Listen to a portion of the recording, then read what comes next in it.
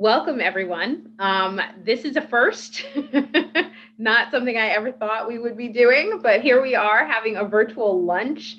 It's, of course, still in the same spirit. So if you have your lunch and this is the time, go ahead and eat it and enjoy. I've got some tea and a power bar that I'll be nibbling on throughout this talk, but I'm excited to see all of you virtually. I wish it was in our AAASE space, but unfortunately we can't be there now, but I am so thankful that we get a chance to get together to have this time to just process and learn and chat with one another. For those of you who are new to the AASE lunch, we tend to have these once a month, aiming for every third Wednesday in the month, and is an opportunity for us to learn and absorb from a scholar related to African and African American studies. Sometimes these are scholars coming from Elon, oftentimes these are scholars coming outside of Elon,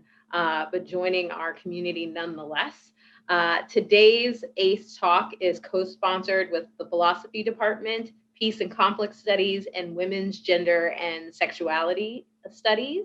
And I want to give just a huge thank you to Lauren, who is the person who kind of set this all in motion and came and said, hey, I have this person that I think you would really be excited to learn from. And I'm thrilled to have him here with us today. So without further ado, I am excited to introduce Dr. William Paris. Who is currently the Frank B. Weeks Visiting Assistant Professor of Philosophy at Wesleyan University. He is also an associate editor for the journal Critical Philosophy of Race. His research focuses on history of African American philosophy, 20th century continental philosophy, and political philosophy. He is published on Frantz Fanon and Gender, Sylvia Wynter's Phenomenology of Imagination, and he is currently at work on his monograph Looking for Tomorrow and Yesterday, Black Critical Theory and the Epistemology of Utopia.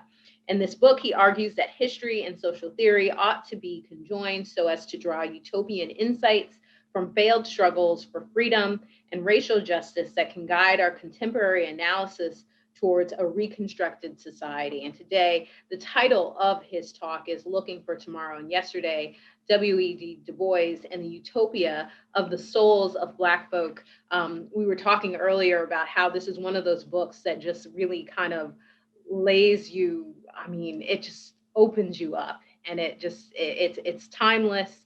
And I don't know if that is a good or a bad thing considering where we are. And I just want to say that AASE will continue to center the discussions on race, and that despite whatever is being said out there about whether or not it's important, it is important. We believe in its importance. And we believe that our students, to be valuable members of the society and to create the change that we need them to create, need to have these conversations on race front and center. I had a hard time finding a quote, but I'm going to read this quote because this to me sets it off as to why today is important and this talk is important. The nation has not yet found peace from its sins. The freedman has not yet found in freedom his promised land. Whatever of good may have come in these years of change, the shadow of a deep disappointment rests upon the Negro people. That is from The Souls of Black Folk. Without further ado, I'm going to turn it over to William. Thank you for being here. Hi. Thank you for having me. And I want to, begin by also thanking Lauren so much for setting this up, believing in my work, all that type of stuff. And I want to thank you, Buffy, for also setting all this up in your communications and all of that. I'm really excited to dig into this with you all. So, basically what I want to do today is, one, give you kind of the meta argument around why this book. And then I'm going to talk through with you my particular chapter. It's going to be either be the first or second chapter, the monograph on Du Bois. And so pretty much the animating question, and I always say to my students, whenever you're writing something, think about, what is the question to which this is supposed to be the answer? And the question for me is, what role ought utopia have in social theory? So the meta argument around this book is that, in some ways it seems as if utopia has fallen out of fashion. And there are complicated historical reasons to give for that. A lot of them surprisingly, at least as it concerns European history, go back to the trauma of World War II, where grand, political projects that are considered utopian were, read as, simply either, totalitarianism in disguise, or mere abstract dreaming that had nothing to do with real conditions. Well, I set out to say that I think that's a reductive way of approaching utopia, and that we need a new social theory that will undo and provide new terms for how we should talk about utopia. So utopia for me is not predictive. It is not representational insofar as it does not give you the vision of what the perfect society will be. Utopia for me is trying to understand and describe real crises, real contradictions in history and in the social organization of our reality, to figure out what are real possibilities of how we can build a different society, build a different world. Utopian social theory, then, it becomes a way of trying to assess what are the terms by which we are looking at social movements to understand what they are doing. If we bring false terms to them, for instance, and this is an example I always use with my students, how MLK in the civil rights movement is often read as if the terms are already about the nation state of the United States. That is only about citizenship here. What many of you will realize gets elided is the connection that the civil rights movement has to the anti-colonial movements being carried out in Africa, in Vietnam, those transcontinental conversations that are happening. And it turns the subject of the African American into purely a national question, and actually already circumscribes, the visions we can understand, but also the political aims we ought to be demanding. And so this seems to me that, utopia, it goes wrong when it seems as if we need a great visionary leader to tell us what the best society should look like. But if utopia is trying to understand history from a different angle, what in the Du Bois chapter, I get this from Ernst Bloch, who is one of the major German philosophers of utopia, calls the contemporaneous non-contemporaneity. In other words, you're looking for, what doesn't fit the dominant narrative? What doesn't fit the terms by which we are told that history can be understood? And by finding that, we can start to understand the long history and the long tradition of struggles for freedom that still animate our social lives today. And I want to make this explicit for social theory, to say social theory needs to become responsible for the very epistemological terms it is generating, for looking into the past and finding out what can we rescue from what has been that can become real today. To put my cards on the table, I am interested in what might be called a materialist analysis. So Ernst Bloch famously has this distinction between abstract utopia and concrete utopia. I do think that, one can imagine many different types of worlds. The joke that I usually use is, one could imagine a world where clouds are made of cotton candy. As far as I know, given technological limitations, that's not a concrete utopia that could be possible. So I want to look at one thing that I focus on in the book is I start looking at Marcus Garvey's Black nationalist movement. Not to say we should repeat it, because the conditions have changed and also it had problems, its own political vision. But the way he shifted the terms of the discourse by mobilizing, the largest group of Black working class people that I think still to this day, those numbers haven't been matched, shifted the frame of the conversation from the social organization of your lives requires being here in the United States and accepting that imposition to what would a space where you could actually determine yourselves look like. And it was non-contemporary, that's a version of non-contemporaneity, because in essence, that is outside the bounds of legitimate discourse. Even now, to talk like that, you will either get critiques from a more Marxist angle or a liberal angle saying that does not fit. Yet shards of that movement that broke apart for very material reasons. The whole enterprise was not managed very well. It became about Marcus Garvey, the man, rather than the people. But partially that helps explain current Black political behaviors of the feeling of linked fate to one another, to be motivated by the idea that we are a cohesive social group, even if in reality that's not true. And so to simply bracket that out and say that that means nothing, I think that is a mistake. And you're also missing real elements of how people have yearned for change and yearned for something different. And so to wrap up a little bit about the meta argument, I want social theory to take seriously the fact that utopias do arise in moments of crises, in moments of contradiction. People hunger for something different. And so for me, social theory isn't about, even telling people what they ought to hunger for. It's about actually capturing that insight and developing terms that can be adequate to it. Another example, if we want to stick with a contemporary moment, the phrase defund the police, it seems utopian. And it seems like it came out of nowhere, but it didn't come out of nowhere.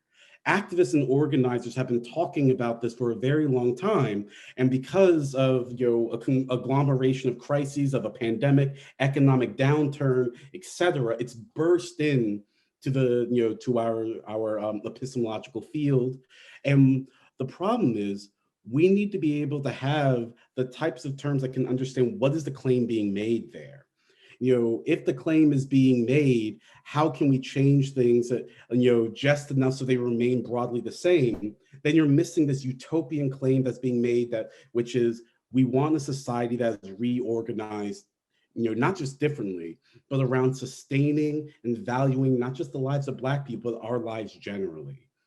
But for many people, defund the police, it seems almost like static, like it's almost incomprehensible.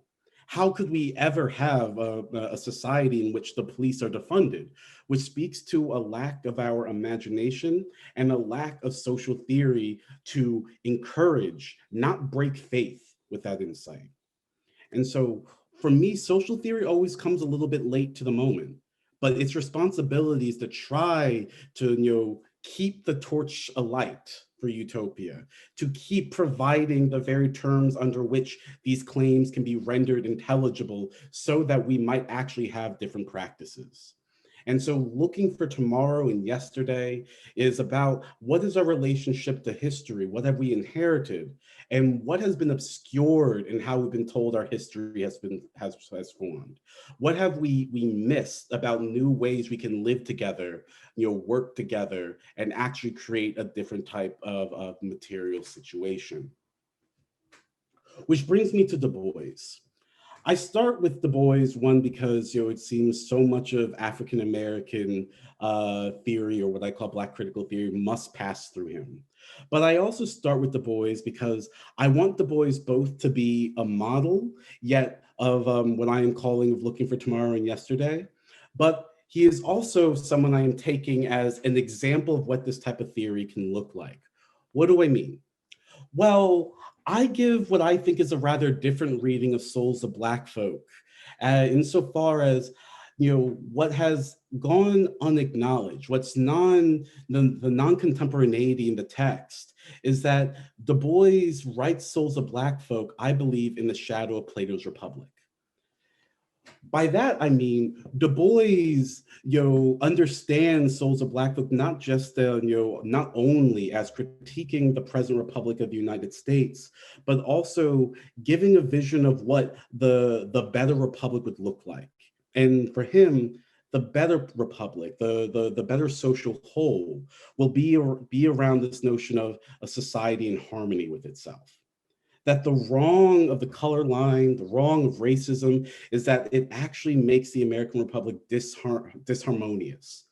And so you can find this sort of Platonic utopian yearning in, this is a quote from 1925, right after World War, or right after World War I, when he's thinking back to that time. I think this quote aligns up, well with the quote that Buffy used, where he goes, quote, "To more human beings than ever before at one time in the world's history, there came a vision of the glorious sacrifice, a dream of a world greater, sweeter, more beautiful, and more honest than ever before, a world without war, without poverty, and without hatred.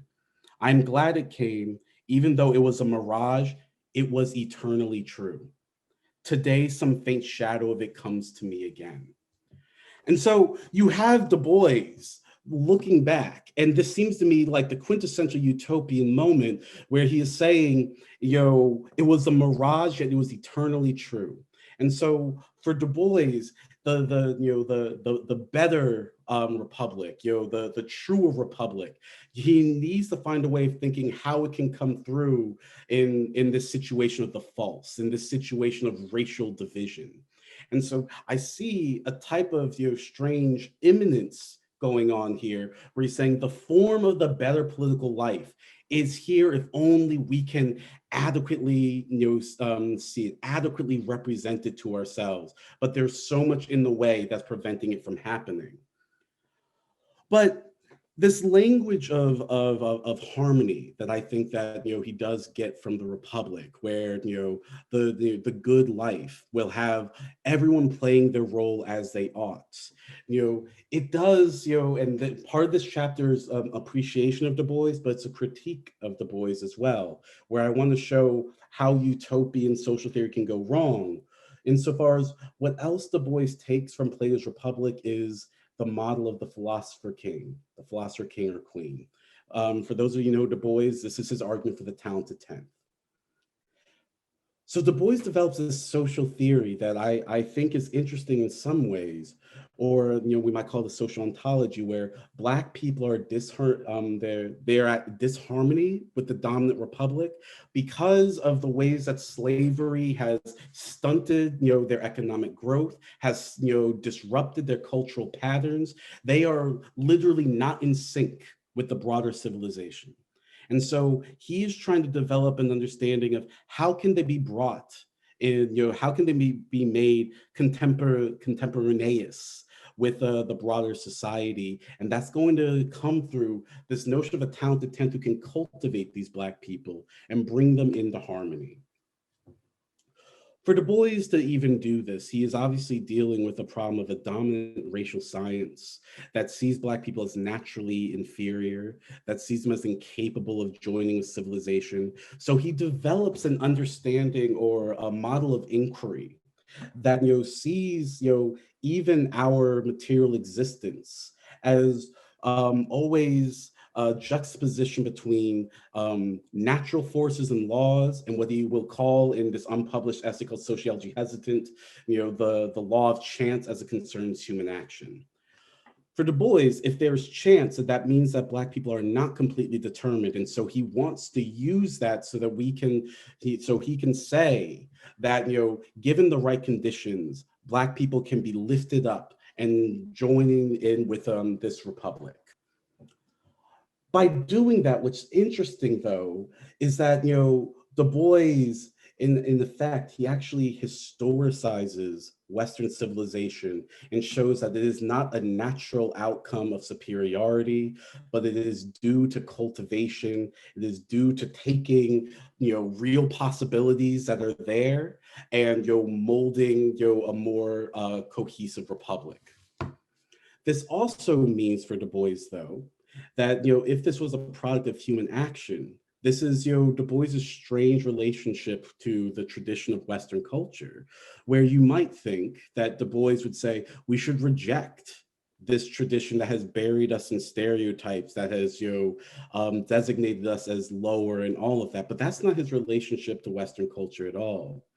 His relationship to Western culture is that, there is a truth buried into the thinkings of Plato and Aristotle that can be repurposed and made anew so that we can have, a better republic. And so for me, in essence, I see Du Bois as also looking for tomorrow and yesterday. The problem is, though, for Du Bois, is that it cannot just be the sort of it cannot just be the rhythms of Western culture that can uplift Black people, because then he runs into this issue of, well, then what do Black people contribute to this harmonious republic? If again, like Plato's Republic, everyone is playing a distinctive role for the social whole, he needs to carve a space for what do Black people bring to the table. For me, this is where Du Bois is rather interesting in how he approaches this. And so he's going to say that partially by generating this insight into Western culture, the Greek term that I say that Du Bois is looking for is ananeresis. By that I mean recognition. He wants to say that in order for Black people to generate something new, to know what they contribute to the Republic, they need to develop a version of recognition of understanding what their place in the world is, who they are. And they can only do that by not denying the way that Western civilization has molded them, but fully taking ownership over it, by making it what it has not yet been, by finding what was eternally true, yet even though it remains a mirage. And what Du Bois realized, what he tries to, what he does say that the Talented Tenth bring is that they bring the possibility that Black people can develop this type of insight into their own past, to actually, take some control, some ownership over it, and discover what they could be. And so, I talk about how you can see this in the way that Du Bois approaches the notion of a problem. How does it feel to be a problem? Well, he approaches that. We all know the two famous lines from Souls, where he goes, quote, "They approach me in a half hesitant sort of way. Eye me curiously or compassionately. How does it feel to be a problem?" But then note the second famous line: "The problem of the 20th century is the problem of the color line." There's a subtle difference in what Du Bois is doing here, which is that he goes from the subjective insight that he has been made into a problem, and then he recognizes that it has actually a historical and maybe even, I would say, a global place in the present situation. He develops this insight, though, it seems, after Du Bois has had his education through Harvard, and he's gone to Germany and all of that. And so he is able to actually understand that this experience of being a problem is not his fate, but that there is a real possibility that this problem yearns for an answer, it yearns for a resolution. The issue is that he thinks that most Black people, even if they experience themselves as a problem, they do not realize the historical role they have to play in reconstructing that problem. And that is why the Talented Tenth are going to be so important for him.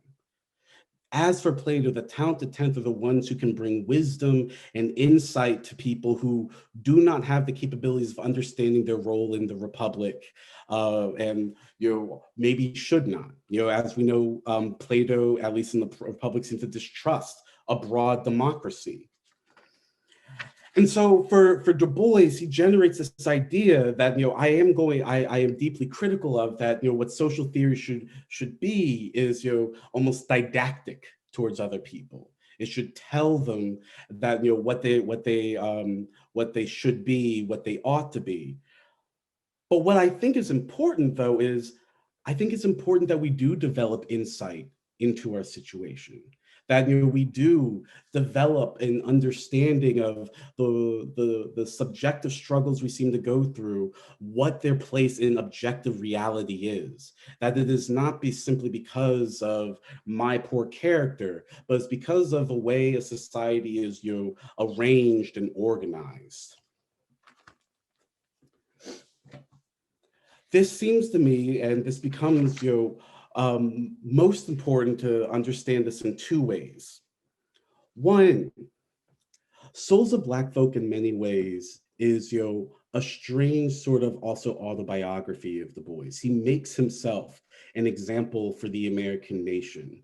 And so when he famously begins Of Our Spiritual Strivings talking about when he first realized he was different when a white girl rejected his birthday invitation or something like that. He makes a narrative of himself saying that it was possible for him to come to this realization. And then he offers himself as someone who has moved beyond simply being a problem. Now, whether he's really done that, of course, there might be some myth making going on here. Whenever I go through this text with my students, I'm like, I don't know if that really happened in his childhood, that was the moment he actually knew. It seems as if actually after he got a certain type of education, got a certain understanding, especially of like Greek tragedy, he was able to recast his memory and give it a different orientation and a different meaning of saying, look what a disharmonious republic does to the subjectivity, the souls of the individuals who occupy it. And he's going to say that a disorganized republic, or he even says later on in Souls of Black Folk, a coherent republic cannot be built upon a turbulent and ignorant Black proletariat. He will say, look what you make of yourselves when you don't have a harmonious republic. And so when Du Bois, the utopia is looking for, is he's trying to say that we need a better society because we need better people. And for him, education is a way that we can link between the disharmonious soul and the disharmonious republic. So the talented 10th are almost a mediating wire. They're supposed to be, at least. There's definitely going to be a twist in the end of this because those of you who know Du Bois, eventually he starts to question whether the talented 10th actually work and all that as a political program. But it's important to say up front, given that this was 1903, he was committed to this paradigm in a very real way, that the talented 10th offer a glimmer of utopia of what society could be like. But why doesn't it work though? The talented 10th, for sure, they are supposed to save Black people. Quote, progress in human affairs is more a pull than a push, surging forward of the exceptional man and the lifting of his duller brethren slowly and painfully to his vantage ground. Here again, Du Bois repurposes the allegory of the cave in the Republic, of the person, so there are these people who are chained in a cave watching shadows on a wall, and they think that's the real world. Somehow, and I bring this up in my chapter, it's not explained how this person gets free, but they do get free. And they go up into the sun of truth and they see it. They have to be somehow, again, this is not always explained, why the philosopher goes back down to the people is not quite explained. But when the philosopher does, it's the philosopher's responsibility to bring those people up to the sun of truth, that eternally true utopia. Now, the issue of this is, and Plato even acknowledges this, is that there is resistance to this person who tries to bring people up into the harmony of civilization. Du Bois knows this too. And this comes through in the one piece of literature in Souls of Black Folk of the Coming of John. Let me sort of recap what goes on of the Coming of John. So there is a character, we'll call him Black John, who grew up in the South, rather uneducated, and he goes north for an education. He gets his education, he refines his sensibilities, he's almost transformed. And he tries to simply make a home in this society until he goes to an opera, I believe a German opera, which again is important for Du Bois, because now John, he's developed this appreciation of Western civilization. He's new, it seems like he's healed in his soul. He goes to this opera, and then he encounters another character, also named John, White John, so Du Bois is clearly playing this duality, who also came from the South. He sees Black John and he asks people who work at the opera to remove him. Black John's wounded by this. He realizes his education did not actually save him from discrimination, alienation, that it wasn't enough. And so he goes back down south with a mission to educate and save his people down there. But when he does that, Black John encounters a problem. The problem is he can only approach those Black people down there as people who simply need him. He doesn't approach them as people who have knowledge of their own to give. And the line that he says is, quote, "Little had they understood what he said, for he spoke an unknown tongue." And so they reject him. They see no reason to follow him. And honestly, like, would you follow someone who claimed, "I went to school for a few years up north and now I know how you all should be free," and all of that? But John encounters another problem though, and it's this wonderful moment when his sister asks him, all this education, it seems to make you unhappy. And this is the quote. She goes, "Does it make everyone unhappy when they study and learn lots of things?" And he answers in the affirmative. I actually think this is, again, Du Bois drawing on different strands of the Western civilization. It seems quite clear to me, this is Hegel's unhappy consciousness. That, John could not actually finally become at home in himself, harmonious, resolved in himself, because he wasn't recognized by the very community he wanted to serve. And so in this moment, and though this is me bringing the looking for tomorrow in yesterday, Du Bois does also, if we read beneath the dominant text, he even understands here that maybe there's something about the talented tenth that doesn't work. That, if the talented tenth are really the ones to save the Black community, if they aren't grounded in a firm social base of Black people's actual desires, their knowledge practices, they are actually left isolated. They're left alone. They become simply another element of disharmony in this already disharmonious republic. The story ends with John killing White John after White John attacks his sister. And it ends with him whistling a Wagner song from Lohengrin and a white lynch mob coming to kill him. And so in this moment of tragedy, Du Bois realizes Black John on his own, in my language, is only an abstract utopia. It's not enough. And it turns out, if you think that the talented tenth, some sort of enlightened class, can do this work, if they are not supported by real possibilities, real elements, then they will fail, and they will fail rather disastrously. Now, if that were the end of Souls of Black Folk, this would be a rather bleak note. But Du Bois starts to hint that he understands what Black people themselves can contribute and what they can do. And this comes when he turns to the Negro spirituals. And so I've been using this language of harmony because, one, Plato talks about harmony and how this idea that there should be a fundamental harmony to the universe, and knowledge should match that, and music actually gives us a way of understanding that. Du Bois describes listening to the muse of the Negro spirituals while he's down south and being moved by them. Even though the lyrics distort the message, he argues, he goes, "Like all primitive folk, the slave stood near to nature's heart." So there's a problem here where he reads these songs as, I question or I critique as primitivism, where he reads these songs as carrying another message, another way of living and desire, simply because they haven't been assimilated into civilization. But I don't think we need to stay with his primitivism, because what he will say is that, quote, "Somewhere in this whirl and chaos of things," here's the Platonic language again, "there dwells eternal good, and in his good time, America shall rend the veil and the prison shall go free." So I see this as a moment of disharmony in Du Bois's thinking, where in the previous chapter, we end with the music of Western culture, and it was not enough to save Black John. But then when he's listening to these Negro spirituals, even though he thinks the lyrics of Christian religion distort the message, there remains this ideal of the better world, the better society that can lead the talented 10th to be the types of leaders they ought to be.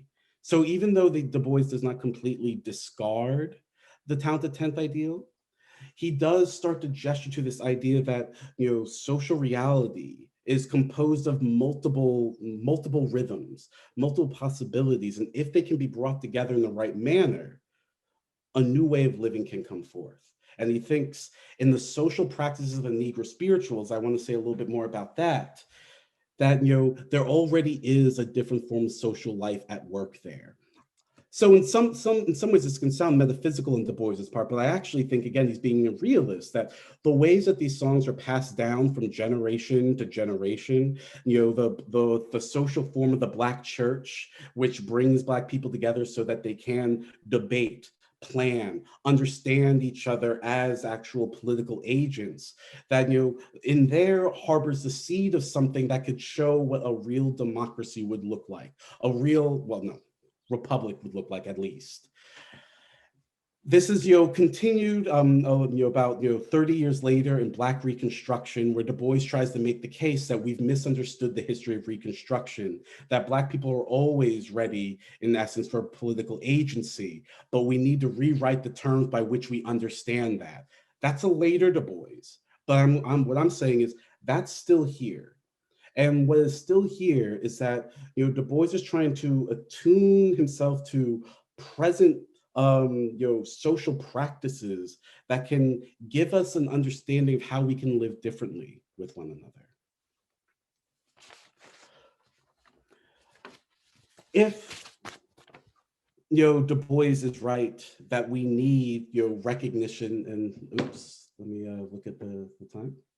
Oh, okay, I've been talking a little bit longer than I meant to. My apologies.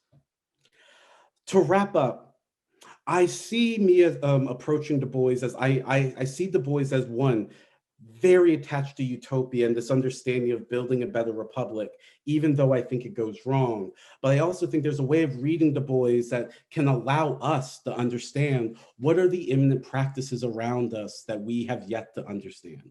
What are the imminent practices that we need to develop different terms to understand Black social life? This question deeply concerns me because I worry that, in many ways in our, let's call it our dominant discourse, we still talk about the Black vote, what Black people want, or we don't understand why, and we're in the heat of this election, we don't understand why Black people in South Carolina voted for Biden, even though Biden was the author of this 1994, crime bill. Well, it's because we don't really understand the various histories and motivations of how Black people have labored under a republic that, when deep systemic change seems to have come about, it gets reversed rather easily.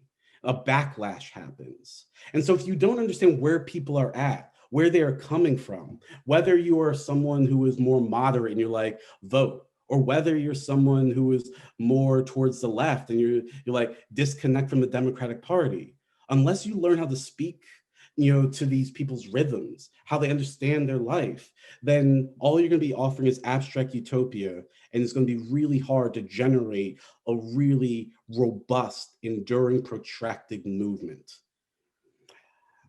I'm going to wrap up there and kind of like, bring it back around and say that's partially why there is going to be a chapter on Marcus Garvey, because how did he do that?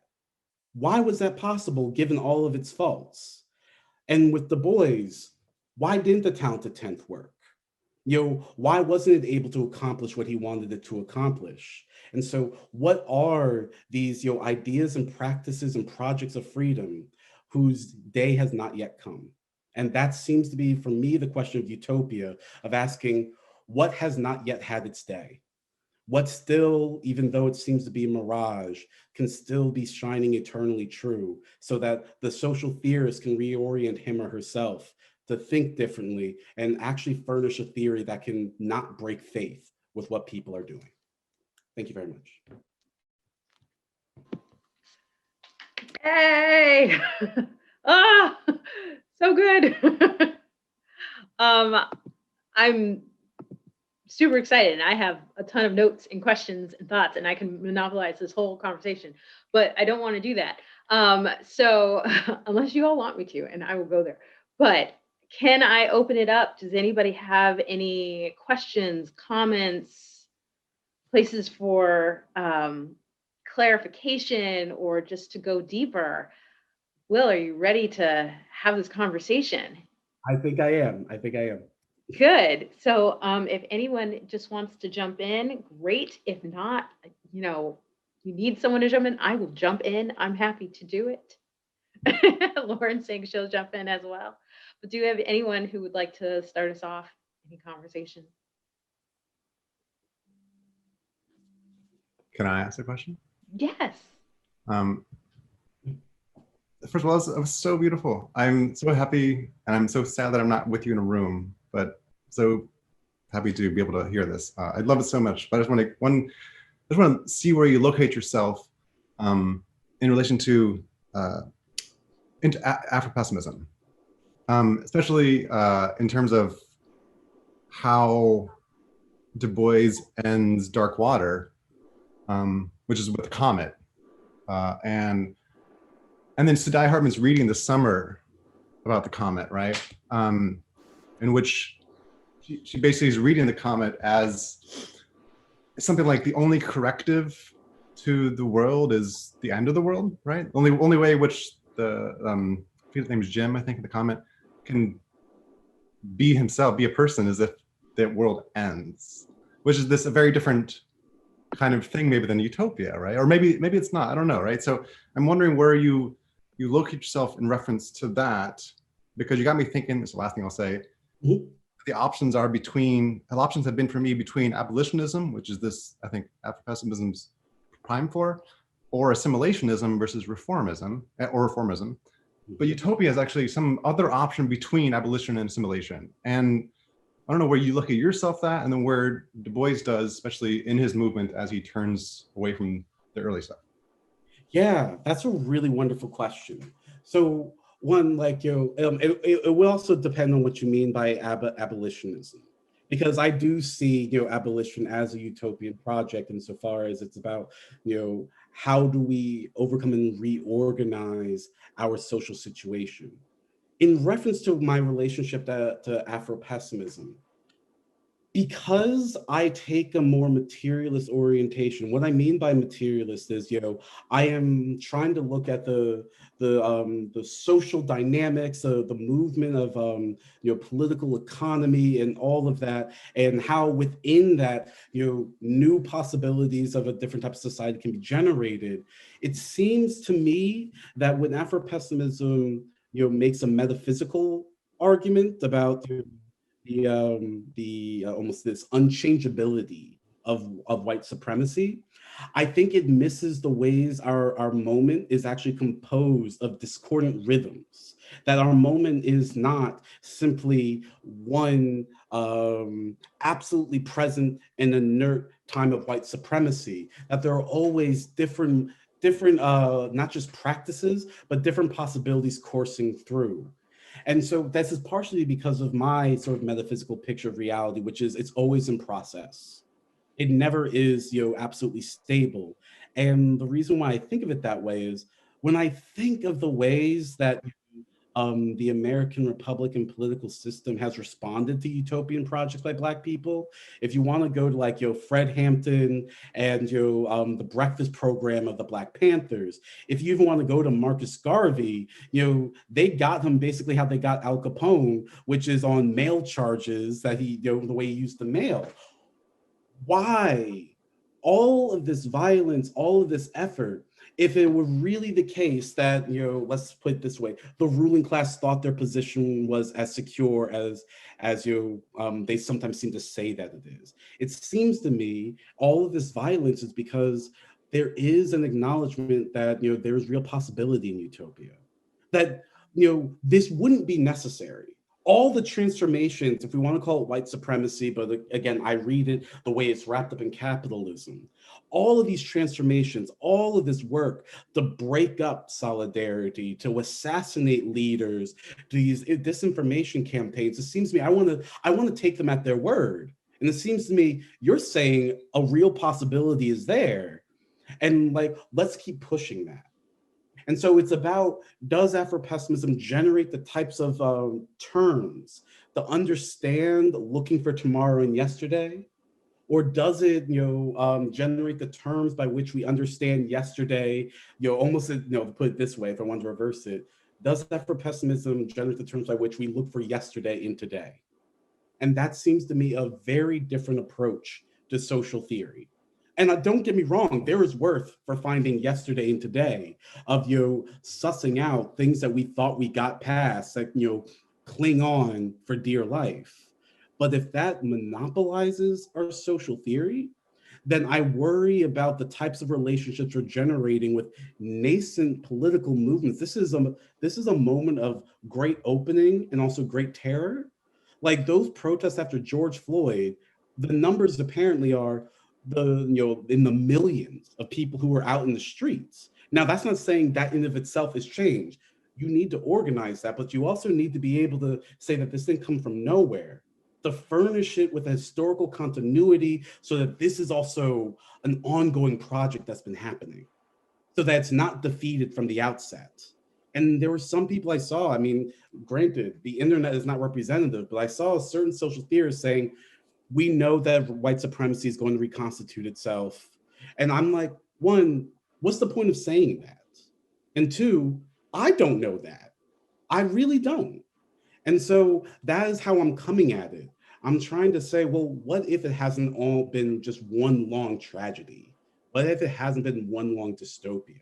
And it's really hard to hold on to utopia and not see the worst. But then I think about the Bois after World War I, which was the most catastrophic violent event anyone had seen, really, in their lifetimes. And he says, it was still, a shining forth of a world of peace. Even if it was a mirage, he says it's still eternally true.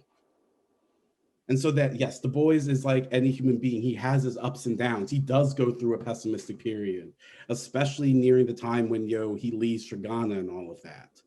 But that just is another way of saying that Du Bois wasn't contemporary with himself all the time, that there are multiple rhythms even in Du Bois. Thank you for that question.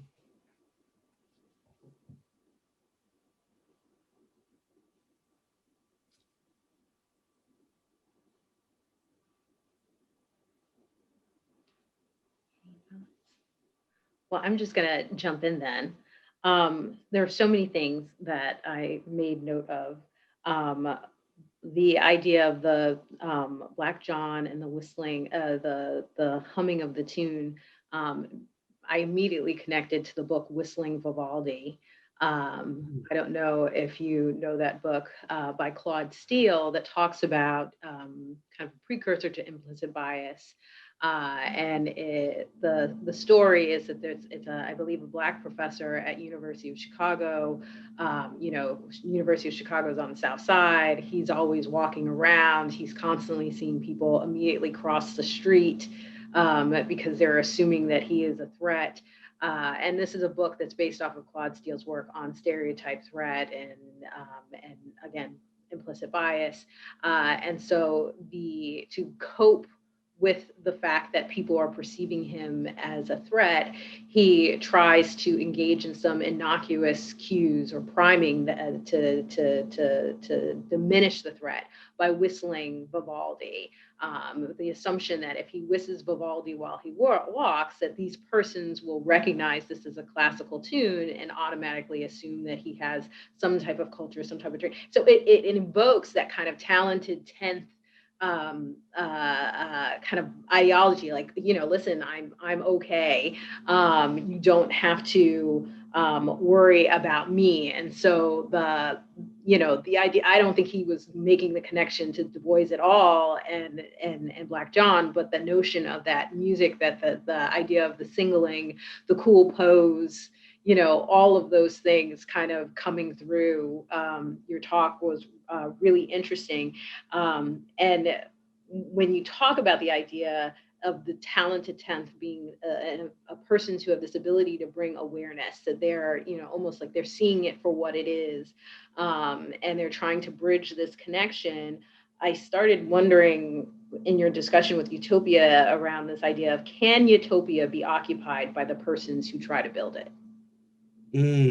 Like, is that the issue with the talented 10th, right? Because to build Utopia, you have to see it. You may be complicit in some ways, especially if you are using the very tools that you're trying to, that have built what you're trying to dismantle, evoking that other quote, you can't tear down the master's house with the master's tools. Mm-hmm. But, when I think about sustainability, and I think particularly about, our activists, particularly our activists of color, and the emotional toll that takes, and thinking about in academia, how many of us have thought about the fact that we have been teaching anti-racism approaches, all of these things, and but we're kind of getting left behind as schools move in certain directions. But it does bring that question around sustainability, around the idea of, can Utopia be occupied by the persons who build it? And then the last thing that made me think about this is that over the summer, I had to do a kind of what we call a devar, or a sermon, based on Devarim, which is Deuteronomy. So I'm Jewish, and it was the part where Moses is essentially, in my interpretation, I think, kind of giving the outlines of the talk, but to the Jewish people, about thinking about where they're going and how they have to keep pushing for Utopia, but that idea that he's not able to go into the promised land, and connecting that to Martin Luther King, this idea that I'm not able to go into the promised land. So is there this unspoken idea that to become part of the talented 10th, to lead the fight for Utopia, that in some ways, based on where we are now, that you are kind of giving up your ability to actually be in Utopia, because you've got the dirt and the blood on your hands in creating it? Yeah, I love that question. And so I think there are resources of Du Bois to see that he might hold that position, because he does think that, the talented 10th, they need the virtuous sacrifice. And so one, of course, he means that you are willing to serve the Black community. But when you look at the story of Black John, there's no way you can think that Du Bois doesn't think that it takes a toll. That, in essence, John is not saved by his education. He's made unhappy. In fact, he's separated from himself. And so the question is, are they going to be able to have the type of character to be able to take that step over into the new society? And it seems to me this is a constant question about, social movements and social practices of, whether will you become too compromised by the machinery you're struggling against in order to actually build a reconstructed society? My answer to that is, well, the available historical evidence seems to say, well, you won't be able to see it. But my response to that would be something along the lines of, but there still has to be the possibility that even those like the talented 10th, they themselves can be transformed. If I buy into this idea that, the present moment, what we are also real possibility, that we are never fully condemned by what has happened to us, that we can also become something else. I think that if somehow John, Black John, could have lived long enough to have found himself transformed by the very Black community he thought he should have been leading, he may have been able to take that step. Of course, by take that step, we're also assuming that, the arrangement of society has been sufficiently changed that something like Utopia is here. And that is what I actually want to put forward, is also, what this calls us to reflect upon, especially us as scholars and all of that, is, what I'm offering as Utopia is also a moment to unlearn the ways that we've been disciplined, the ways that, it is actually in, this is going to be maybe dangerous for me to say, but we are disciplined to not want to be of the people. The university is not, a pure instrument of liberation for the broad masses let's stick with what I'm thinking about, Black working class people. Often our ideas and desires are substituted as if they represent the ideas and desires of Black people as a whole. I was listening to a podcast the other day, and it was building from James Forman's work, Locking Up Our Own, where he makes the claim there's a reason why it's sometimes there's a moment where racial discrimination supplants talk of mass incarceration, because even the black middle class has a very small chance of being incarcerated, but they can be driving down the road in a very nice car and still get pulled over, and you'll experience that humiliation and that danger. And so we risk over representing our utopian visions as if that that is what will free all of us. And so when I'm talking about changing the terms by which we understand, and this I think is still with your sort of Moses question, whether we would be the ones who have to stop at the border, I don't think necessarily so, but we'd have to understand, well, why is the border there in the first place? Why can't we see ourselves over there? What would we have to be? And that's scary to think about, because, and this is what Du Bois eventually saw at the Talented Tenth, when he gives another speech to this famous Black fraternity in 1948 or something like that, where he revisits it and says, I just simply assumed you always want to serve the Black community. I realize now that assumption of the nobility of the Talented Tenth was wrong, that instead you all turn towards amassing wealth for yourselves and trying to separate as much as you can from the rhythms of Black people and what they were saying.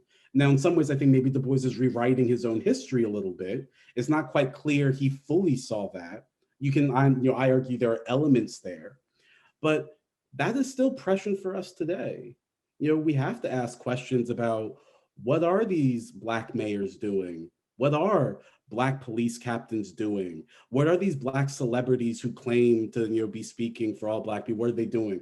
Maybe we might decide that they are doing more good than bad, but we at least need to have the terms clear, saying, so what is your utopian vision that you're offering? Are you offering the idea that we can all become wealthy? Well, the system literally cannot have that, so that doesn't seem plausible. And so what would liberation look like? How would it be defined from the ground up, if you will?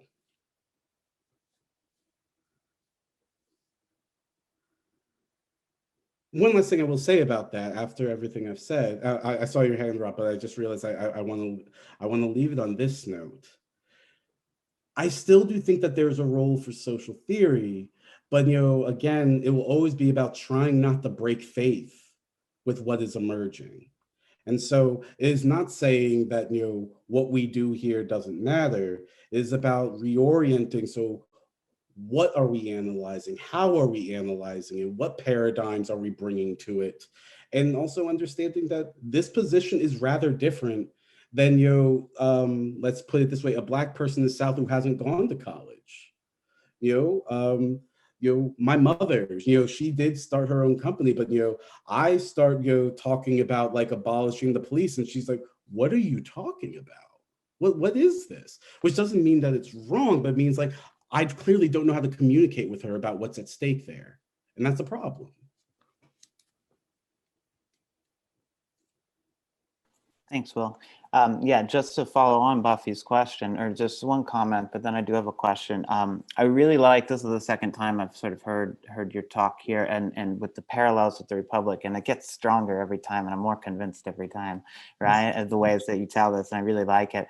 One way maybe to think about Buffy's question is what the relationship is between Socrates and the people talking about this new city, right? And the first guardians. They do talk about that, and they kind of say, well, we will be the first guardians.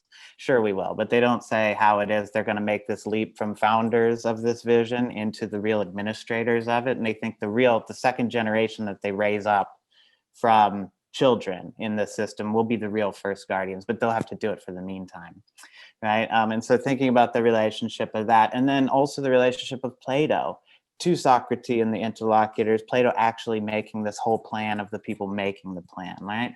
Plato later in his life does try to go do this in a kind of a colony setting and fails horribly, right, at it. So the ability to envision it doesn't mean that you're gonna be able to actualize it. So that's like one thing, and I think to extending that relationship with the Republic might be interesting. But I wanted to ask you, would this work be worth doing if you only end up being the person who frees the first person, and only one person and no other person, right? Because you said, well, it's hard to say how this gets going, right?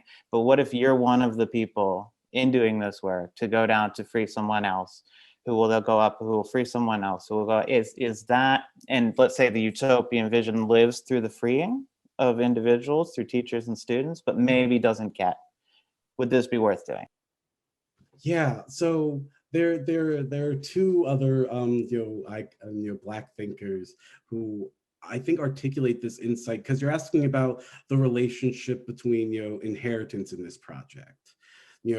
One, I think about this great line that Fred Hampton has, you're watching the documentary, watching Fred Hampton do what he does. And when he says, you can kill a freedom fighter, but you can't kill freedom fighting. That is a particular understanding, orientation to this, knowing that, whatever this utopian practice is, the knowledge of it is that it must always carry on beyond the individual who happens to be doing it. That in fact, given the stakes and the extraordinary limitations that we are facing in this moment, one does not undo a political system and bureaucracy as the United States overnight. So no one of us thinks that November 4th, I mean, depending on which way it goes, that there it is, that's utopia and all of that. And so having that sensibility, but I'm also thinking of Toni Morrison, where she describes, when you're getting this education, your responsibility is to go free someone else. And if you're not doing that, you're wasting your time. But through so many of these African-American thinkers, you actually do see them have this sort of protracted historical consciousness of what this is about. I even think about Ralph Ellison, the way Invisible Man begins, and when he smokes marijuana and visits his great grandmother. I get it; it's in his imagination and all of that. And he's asking her, "So, what does freedom mean?" And she understands that when she kills the slave master who raped her but gave her her children, what I am doing is going to be for the next generation, that I may not even get to see it. And so I almost think we should always also look at what we're doing as we're always leaving something behind, that we at some point will become the tomorrow and yesterday. And I actually think that can keep our spirit up, to not be broken by the inevitable frustrations and failures of knowing that we will never know when it will be our time. That when you think about how many Black people were swept up into the slave trade who actually did not get to see the end of it, I mean, come on. To struggle against that, you'd have to have a different way of attending the temporality and the moment, and understanding that what you're doing will carry on into another present as a possibility to be actualized. And in that way, if Du Bois meant that by sort of virtuous sacrifice of knowing that we are not determined by what we simply get to see, but by understanding that we're leaving behind something that others will have to try not to break faith with, that seems to be the only way to think of something like utopian abolition. That is, and Angela Davis models this all the time, and especially she's gotten older, and she's like, it's going to be you all that takes this over. Like it's not going to be me that just gives you the plan, which is another way I'm trying to disrupt our understanding of utopia's blueprint, rather than analyzing what is there in our legacies for us to take forward. What has not yet had its time? Thank you.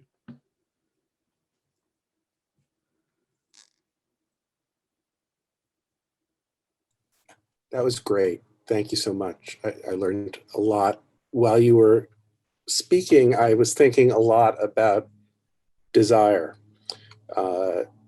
Remembering Frederick Jameson's association of utopia with the kind of overabundance of desire on the part of ordinary people that has to disrupt ruling arrangements, and that there are always those possibilities that are based not so much in the or not only in the particulars of understanding the social situation, but in the kind of energy of desire.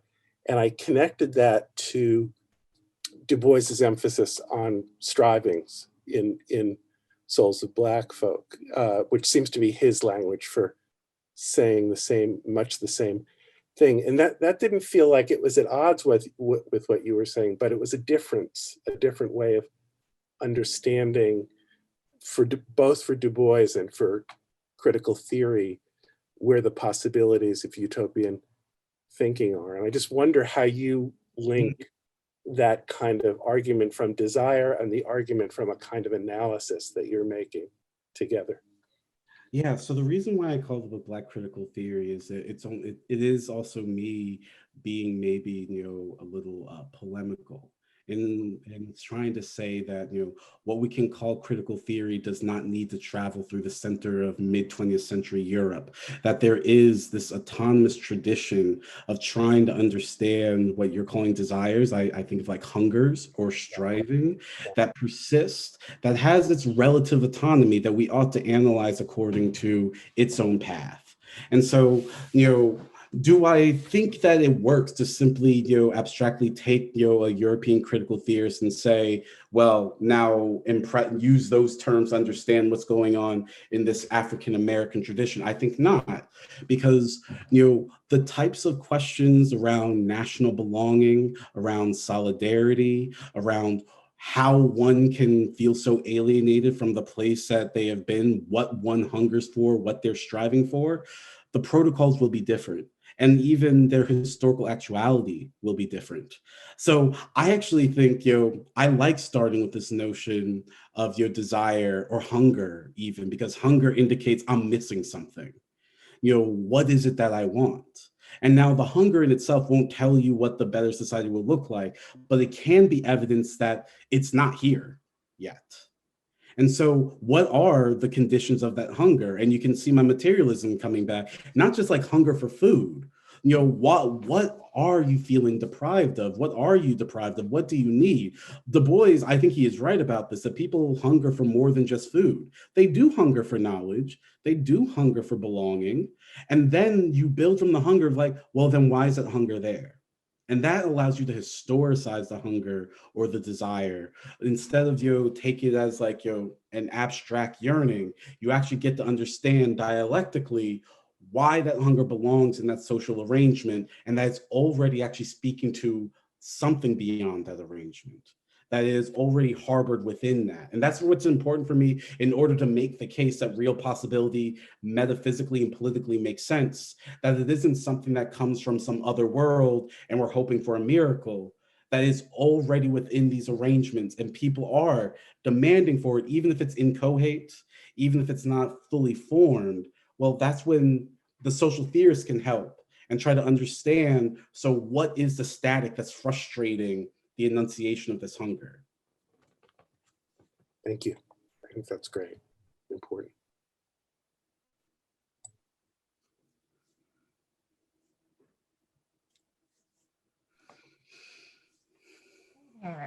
Thank you so much for that talk.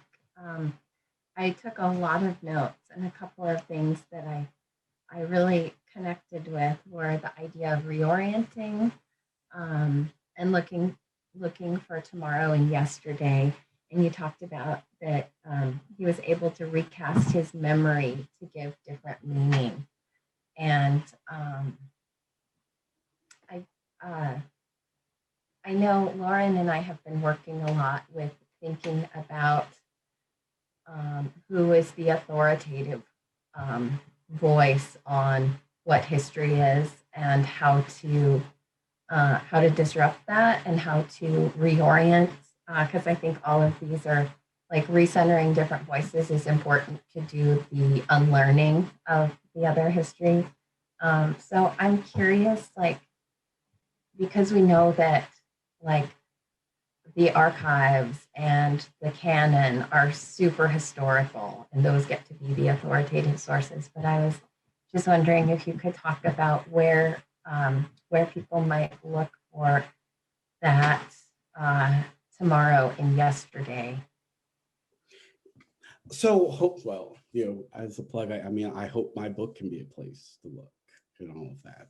And I say that kind of jokingly, but what I really do mean about that is, I do want my book to call attention to the ways that, history as it is narrated is not a natural outcome of events.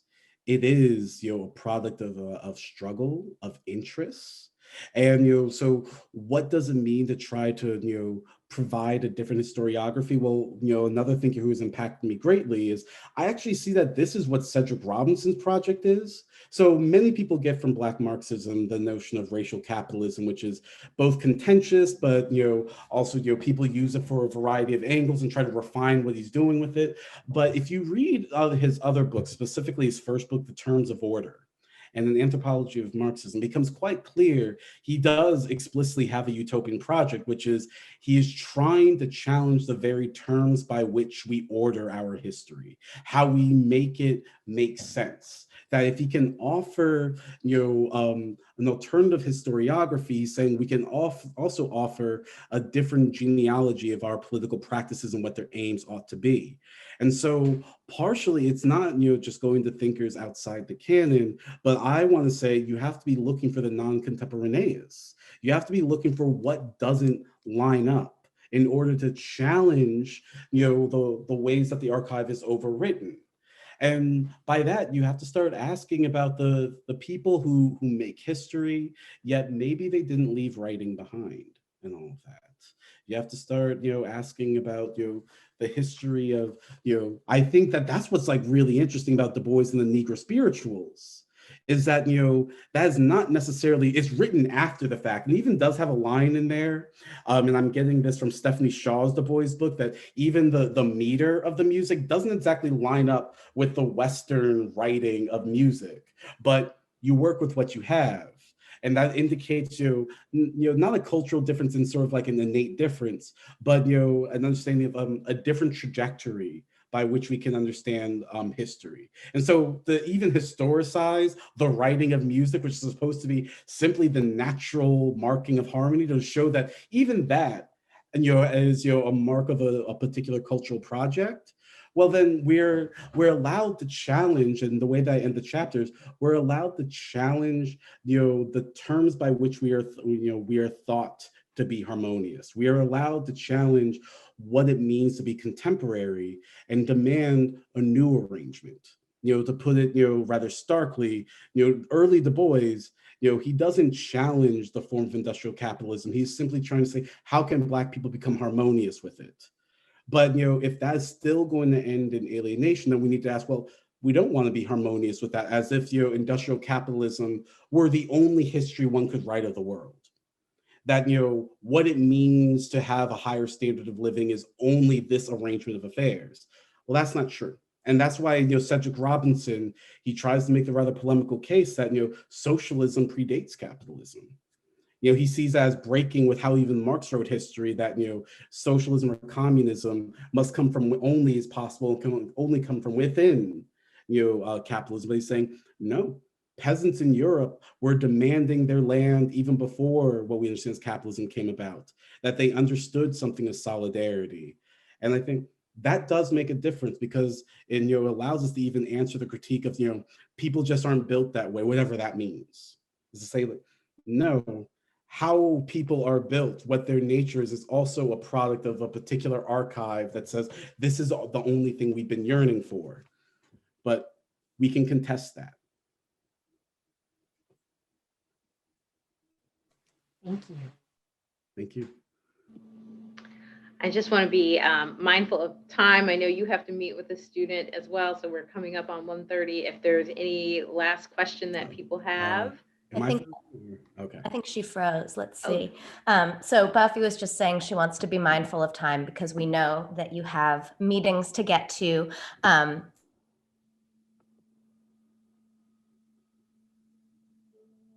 list of questions for you, but I can talk to you more often, so I don't want to dominate the time. So let's see. Anybody? Oh, let's see. Did we get her back? Oh, good. We have her back. Yeah, I'm back, and I made you host because I knew this would happen. But are there any other remaining questions? One maybe last question. If not, we will have to find another time to have a conversation because this is so great. This was really wonderful. All right, well, I don't see any hands raised. So I'm going to say thank you all for joining us, but huge thanks to William. Thank you so much for coming and talking with us, presenting your work. I'm excited about your work. I want that book. I think our students could get so much from this when we're thinking about well-being and what does that look like. Particularly for our students that are in that space of limbo and how to navigate this. So I certainly see further collaborations down the road, but thank you all. I did record this. So we're going to figure out a way to make this available probably on the AASE page in some way, and stay tuned. I'm sure we'll, I don't have anything planned for November. I think I'm just waiting to see what the first week will be. I'll be honest. Then after I process that, we'll be back. All right. Good day, everyone. Thank you. Bye. Thank you all. Thank you.